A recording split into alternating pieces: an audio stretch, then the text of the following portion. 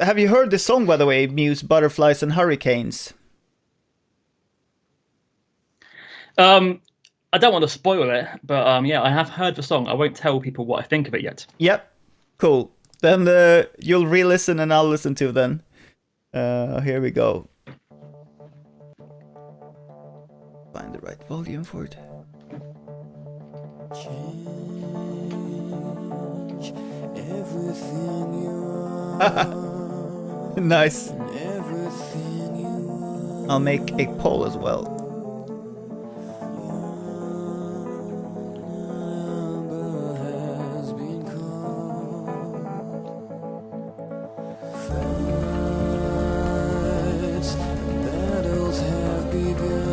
I think this is the closest that Muse got to a Bond song. Oh yeah. Oh, and by the way, Fran, in the window there. It. Yes, you can pause it, play it, do whatever you want. So beautiful. Yep. So let's play.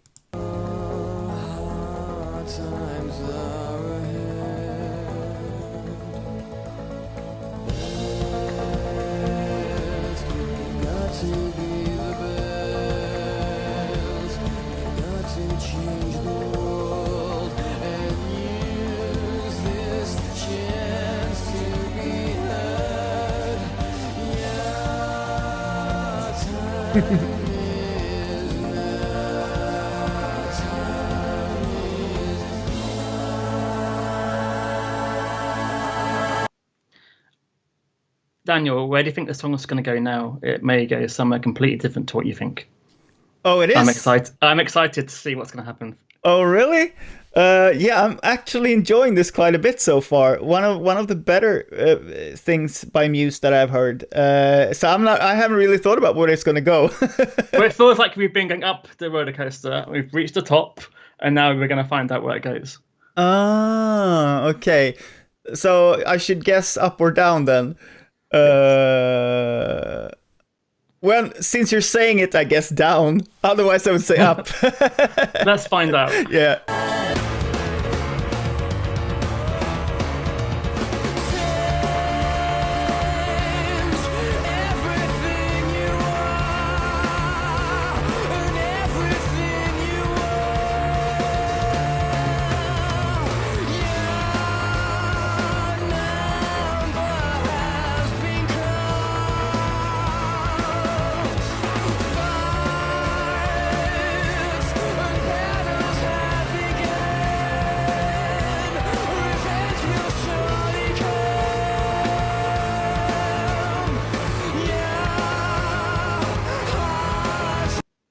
Let's see here. Okay, Fran's back. Cool. Yeah, it was lagging. It seems like when it's lagging, it sort of really? cuts you off, and then. But now you're back. So yeah, let's continue with the song.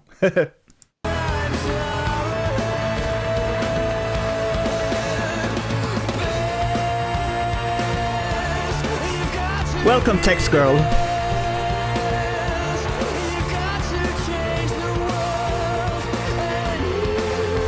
Of another Muse song den ute. Oh, this is beautiful. Yeah, I want to say this part here sounds like, because I'm not really a huge Queen fan, but this part where the sort of harmonies goes up, it sounds like Queen Plus, you know, if Queen did it my way. I kind of think like in the last 15 years, Muse has basically been Queen. Like they used to have a lot of guitar riffs and a lot more rockier, and now it's just like layers of vocals, and lots of production in the studio. This is why I kind of prefer the earlier, more stripped back sound. And yeah, this definitely, yeah, you can hear the layers of vocals and, you know, the falsetto, and it's gonna get even more bombastic, guys. So strap on. So. Is this older or newer then?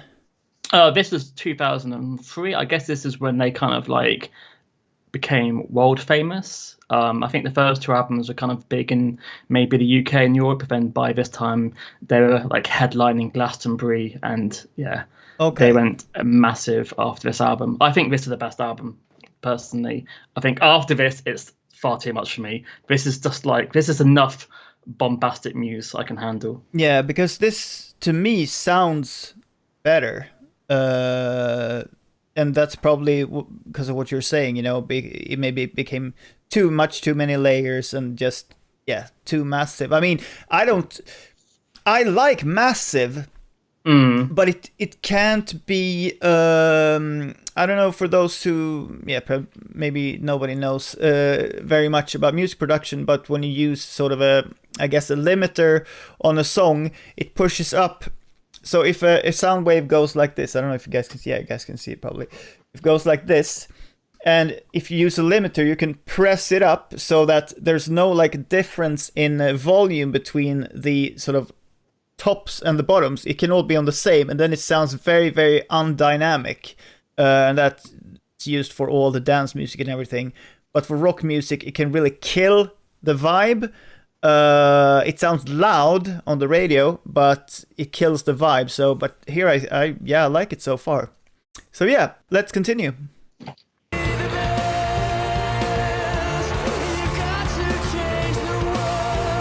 Nice, Ahab.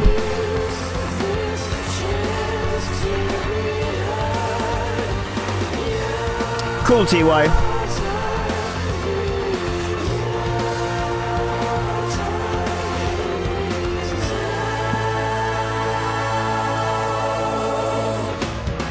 There we had some Queen as well. Yeah. And the distorted bass, always. When he plays this live, he plays the piano and the guitar at the same time and goes back and forth. It's intense and amazing to see live. If you can check out Glastonbury 2004 and check out their song live, it's probably their best performance of it. I highly recommend. Very nice. I always... Oh, sorry. Very, very nice. I always prefer to hear the song in the studio version first, just to get a feel for what they are intending it to sound like, because otherwise, in live versions and stuff like that, it can go, you never know. A lot of live things have sounded very bad a lot of times from different people. It's not about the band, it's about the mixing of the actual live sets. So yeah, I like to hear it in the original form first, and then if I like it, I can appreciate it even more in a live setting. Yeah, it's quite impressive, but for just a 3-piece, they can create most of what you hear on the album. Oh, so, they're very impressive. I also saw them live on the stream someday, and it was a fourth person, I think, on stage playing with them. And since they have such a massive sound, I do suspect they're using backtracks as well, but I can't promise that. Well, I guess they have to for the strings, but everything else I think is as close as them playing as possible live. Yeah. Okay, let's continue.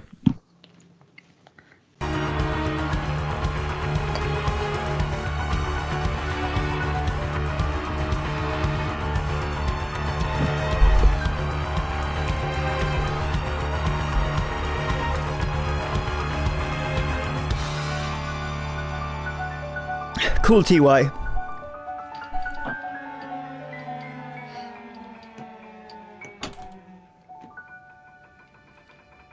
So is this the end, or do we have to go to 5 minutes? There's much more is about to happen. All right, let's continue then.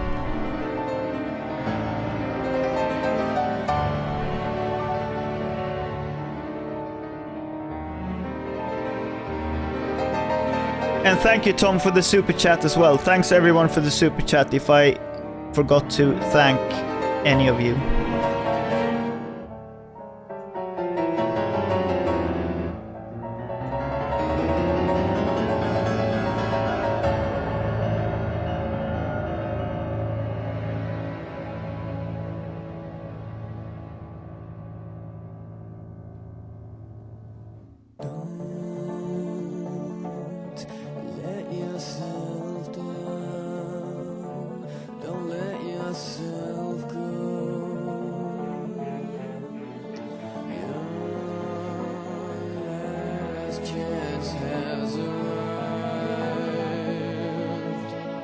Okay, let's see. Bab said something here. Chris Martin from Coldplay said that Matthew Bellamy was the Michael Schumacher of piano. Michael Schumacher, is he a Formula One driver or a goalie? I don't know. Formula One driver. He was like pretty immense, I think, about 20 years ago. And he's correct. Okay, so that means he's very fast at playing piano, or is that what it means, or?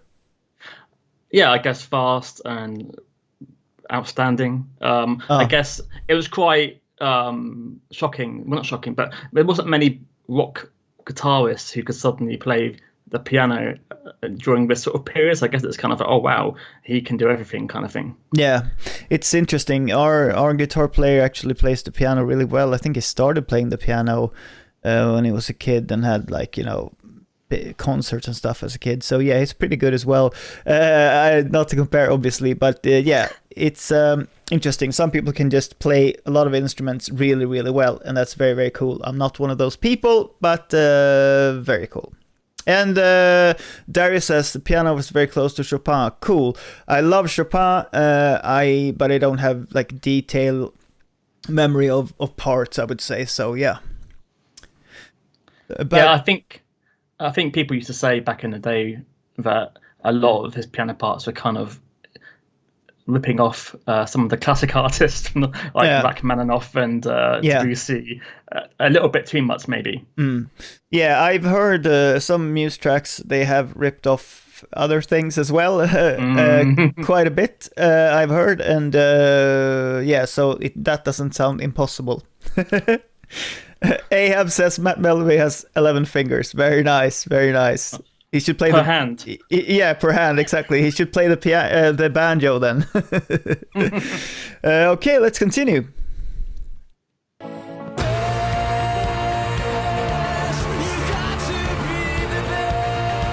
Nice vocals.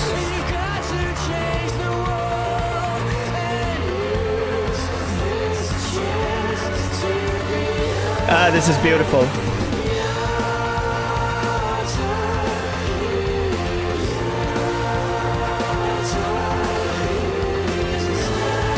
Nice, Evelina.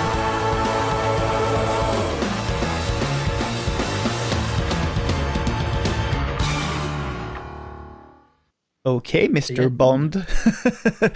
Yeah, it was quite James Bondish there in the end. So do you want me to go first, or do you want to go first, Fran? You can go first. It's your stream. Sure. Guest first, though. But yeah, I'll go first. You guys bopped this 82%. Very nice. I shall definitely bop this as well. As soon as I find the bop button, it should be there. And now there is shiny happy people, but you and I cannot hear it, Fran. Okay, now it's ended.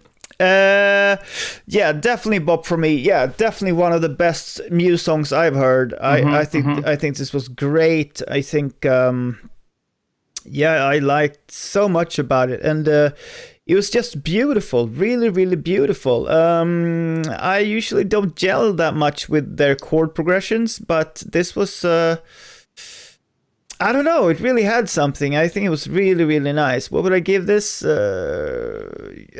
go nuts and give it an 8. I don't think I've ever ranked except for Compliance. But yeah. Maybe check out the album. It's called Absolution, as you can see. And you might enjoy some other tracks. Yeah. This is maybe your gateway to the Muse world. Yeah, could be. Absolutely. Because, that was great. So you liked this as well then, I guess. I think when I first heard this, I was walking around in downtown Seattle with a CD Walkman, and I thought to myself, I'm probably the only person listening to this song, and I felt so happy. Like, it blew my mind. But now, 20 years later, I would probably give it an 8. 20 years ago, I would give it a 9. So an 8.5, maybe 8.5. Is that a super bop? Or is it just below? Yeah. Semi super bop. Okay, so let's go for super bop. That's fun. Okay, so it's playing Michael Jackson now, I guess. And I usually go, I think, around, I'm not consistent at all, but between 9 and a 10, I guess. I usually super bop stuff, so. And now everything is going to be downhill, I assume. Yeah. We'll see what happens.